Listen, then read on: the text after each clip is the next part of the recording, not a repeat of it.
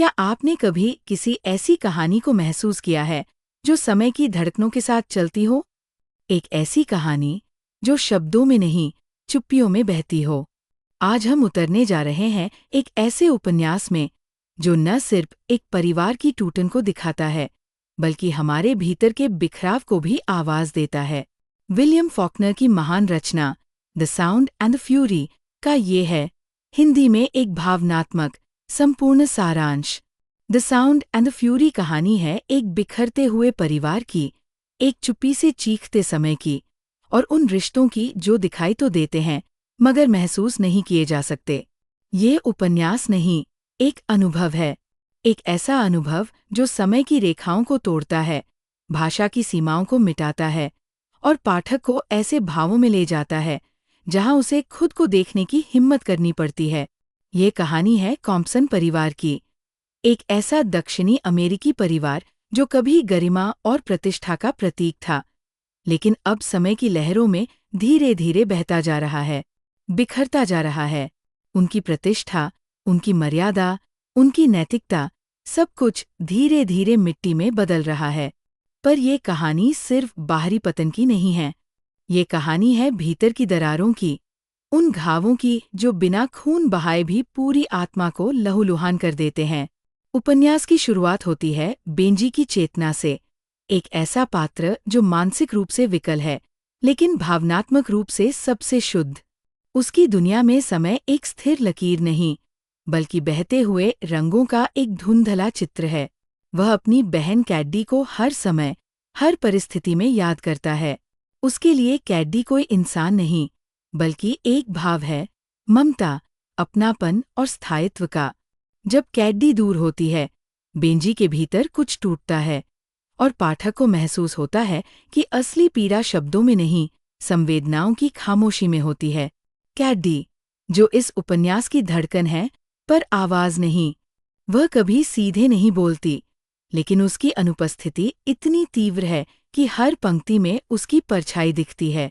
वह स्वतंत्र है, प्रेम करने वाली है, और उस समाज के बंधनों को तोड़ने वाली है जो स्त्री को सिर्फ नाम और मर्यादा तक सीमित रखना चाहता है। कैड्डी की आज़ादी उसकी त्रासदी बन जाती है। जब वह अपने प्रेम में समाज की मर्यादा तोड़ती है, तो परिवार के लिए वह एक दाग बन जाती है, लेकिन पाठक के लिए वह सच्चे प्रेम की गूंगी चीख। क्विंटिन, परिवार का बड़ा बेटा, कैड्डी की शुद्धतास को लेकर इतना उलझ जाता है कि वह समय को रोकने की कोशिश करता है, लेकिन समय किसी के रोके नहीं रुकता। क्विंटिन की चेतना एक युद्ध स्थल है, जहां परंपरा और प्रेम, नैतिकता और सच्चाई हर दिन टकराते हैं। उसकी भाषा बिखरी हुई है, उसके विचार असंतुलित, जैसे वो खुद अपने विचारों से भाग रहा हो। और अंत में वह भाग ही जाता है, जीवन से, समय से, दुनिया से। उसकी आत्महत्या केवल उसका अंत नहीं, बल्कि उस पूरे सामाजिक ढांचे की हार है जो प्रेम को मर्यादा में तौलता है। फिर आता है जेसन, सबसे यथार्थवादी, सबसे कटु और शायद सबसे टूटा हुआ। उसकी कठोरता, उसकी नफरत, दरअसल उसकी असहायता की परछाई है। वह कैड्डी की बेटी पर क्रोध करता है, उसे काबू में रखने की कोशिश करता है, शायद इसलिए क्योंकि वह उस आज़ादी से डरता है जो उसकी माँ में थी और अब इस लड़की में है।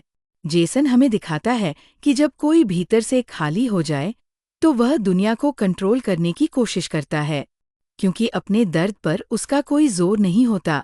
लेकिन इस टूटे बिखरे घर में एक आत्मा अब भी जल रही है, दिल सी, एक अश्वेत नौकरानी जो सबकी सेवा करती है, सबकी पीड़ा देखती है, पर खुद में एक अजीब सी स्थिरता लिए खड़ी रहती है। दिलसी शायद इस उपन्यास की सबसे मजबूत आवाज है। वो साक्षी है उस समय की जो बदलता रहा, उस प्रेम की जो मिटता रहा, और उस इंसानियत की जो धीरे धीरे धूल में मिलती गई। उसकी आंखों से उपन्यास का अंतिम दृश्य हमें एक करुणा से भर देता है, जैसे कह रहा हो कि सब बिखर गया, लेकिन कुछ बचा भी है। The sound and the fury कोई सीधी कहानी नहीं है। ये चेतनाओं की टकराहट है, समय की परतों में दबी पीड़ाओं का दस्तावेज है। ये किताब हमसे धैर्य मांगती है, और बदले में हमें एक ऐसा दर्पण देती है जिसमें हम अपने ही टूटे हिस्सों को पहचान सकते हैं। यह हमें सिखाती है कि शब्दों से बड़ी होती है चुप्पी, समय से गहरी होती है यादें, और परिवार से भारी होता है वह प्रेम जिसे समाज स्वीकार नहीं करता। जब यह उपन्यास खत्म होता है तो एक आवाज अंदर गूंजती है, अधूरी लेकिन सच्ची। और शायद यही है the sound and the fury, एक ऐसा शोर जो हमारी आत्मा के भीतर कहीं हमेशा से था। अगर इस कहानी ने आपके दिल को छुआ हो तो इसे उन सभी के साथ साझा करें जो रिश्तों की चुप्पी को समझते हैं या समझना चाहते हैं। मिलते हैं अगली वीडियो में एक और कहानी के साथ।